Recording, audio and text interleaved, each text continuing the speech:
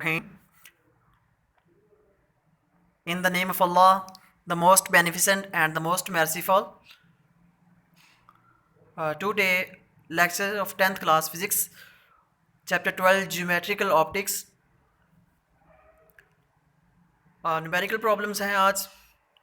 First जो numerical है वो हम आज डिस्कस करेंगे. An object 10.0 centimetre in front of convex mirror forms in image 5.0 centimetre behind the mirror.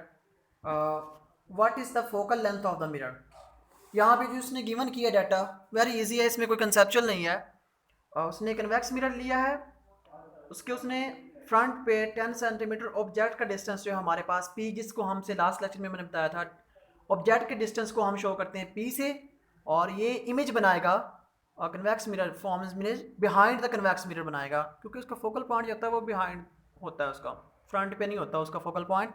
और इसी वजह से उसका जो वर्चुअल इमेज बनेगा उसकी वजह से उसका नेगेटिव साइन भी आएगा, क्योंकि कन्वेक्स मिरर के अंदर जो है ये फोकल पॉइंट पीछे होने की वजह से इसका जो इमेज है उसके साथ नेगेटिव साइन यूज़ होता है. और what is the focal length of the mirror. Focal length इसने पूछी है. सिंपल हमारे पास फार्मूला है 1/f is equal to, sorry मैं पहले बताता चलूँ आपको, डिस्टेंस ऑफ द ऑब्जेक्ट हमने हमारे पास उसके पी से डिनोट किया 10 सेंटीमीटर आ गया, और डिस्टेंस ऑफ द इमेज जो है वो क्यू हमारे पास वो 5 सेंटीमीटर आ गया. यहाँ पे फोकल लेंथ हमने फाइंड करनी है. As we know that 1/f is equal to 1/p plus 1/q, but यहाँ पे उसने नेगेटिव साइन यूज़ किया है. नेगेटिव साइन उसने इसलिए यूज़ किया है, negative sign indicates that image formed by the convex mirror is virtual, because इसकी फोकल लेंथ बिहाइंड होने की वजह से मिरर के, in convex mirror not concave mirror, तो इस वजह से उसकी साइन जो है वो नेगेटिव आएगी साथ, इसीलिए उसने यहाँ पे नेगेटिव डायरेक्ट यूज़ कर दिया और इसको 1/p माइनस 1/q लिख दिया. F is equal 1/f is equal 1/10, P की वैल्यू पुट की और क्यू की वैल्यू पुट की 1/5, तो इसका एलसीएम लिया 10, तो इसका आया 1 माइनस 2. एलसीएम सिंपल लिया इसका 1/f is equal to minus 1/10, because हमें जस्ट फोकल लेंथ चाहिए जो कि ओवर में नहीं है, सिंपल एफ में है, तो वो आ जाएगी हमारे पास F is equal to, because focal length को सिर्फ एफ से नोट करते हैं not 1/f, F is equal to minus 10 centimetre है. नेक्स्ट बच्चे हमारे पास find the focal length of a mirror. Find the focal length of a mirror forms an image 5.66 centimeter behind a mirror of an object placed at 34.4 centimeter in front of the mirror.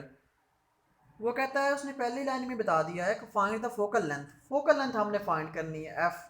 Distance of the Q, image का distance जो है ये बता दिया है, उसको हम Q से डिनोट करते हैं, वो हमारे पास है 5.66 सेंटीमीटर.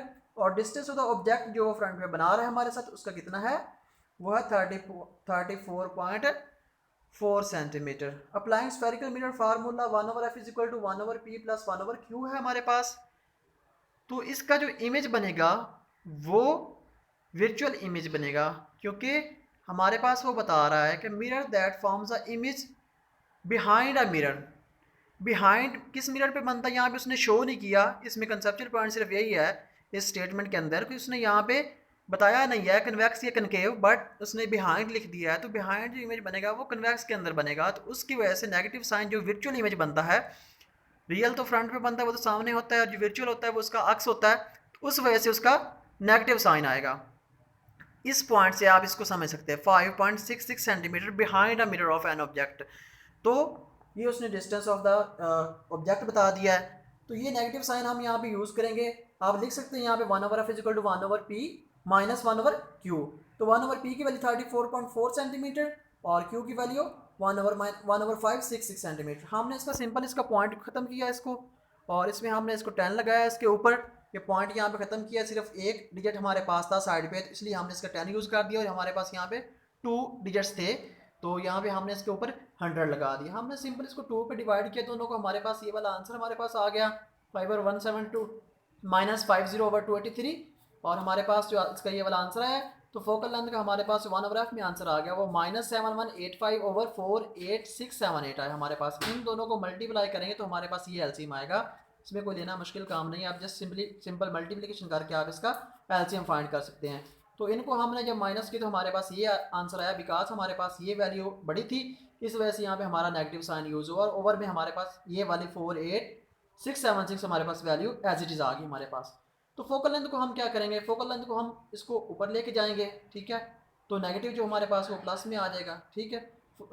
48676 को ऊपर और 7185 को, जब किसी भी चीज़ को अगर वो ओवर से नीचे है, लाइन से नीचे है, तो हम उसको ऊपर ले जाएं तो नेगेटिव साइन जो है वो ख़त्म हो जाता है। तो एफ इज हमारे पास क्या आ गया, इसके सिंपल हमने इसकी डिवीजन की तो हमारे पास 677 जो है हमारे पास सेंटीमीटर जो है हमारे पास इमेज आ गया। यहाँ पे फिर मैं ये आपको बताता चलूँ एक बार कि इसमें उसने कनकेव और कन्वेक्स का डिफरेंस नहीं बताया, बट यहाँ से इस लाइन से 5.6 centimetre behind a mirror, behind mirror से जो इमेज बनता है वो वर्चुअल इमेज होता है, और उस वर्चुअल इमेज की वजह से यहाँ पे नेगेटिव साइन यूज़ हुआ है। बाकी सिंपल उसका जो अप्लाइंग स्फेरिकल मिरर फार्मूला है वो दोनों में यूज़ हो रहा है। किसी क्वेश्चन के अंदर सपोज दैट अगर आपको पी या क्यू फाइंड करना है तो आप इसी फार्मूले से उसकी वैल्यू निकालेंगे, उस वक्त उसको आप प्लस माइनस करेंगे। सपोज दैट हमने यहाँ पे क्यू की वैल्यू निकालनी है तो हमारे पास क्या फार्मूला बनेगा, 1/f minus 1/p is equal to 1/q, क्योंकि हम यहाँ से क्यू फाइंड कर रहे हैं, इमेज फाइंड कर रहे हैं, उसका डिस्टेंस ऑफ द इमेज, इसलिए वो पहले वो साइन लास्ट लेक्चर में जैसे हमने किया था वो नेगेटिव आएगा, और उसके बाद फिर बाद में अगर वो वर्चुअल इमेज बना रहा होगा तो फिर जाके वो दोबारा उसको प्लस हो जाएगा। अगर यहाँ से कोई इशू आ रहा है तो लास्ट लेक्चर आप ओपन करके देख सकते हैं। आई होप आज का लेक्चर आपको क्लियर हो चुका होगा। Thank you so much. Okay, अल्लाह हाफिज़।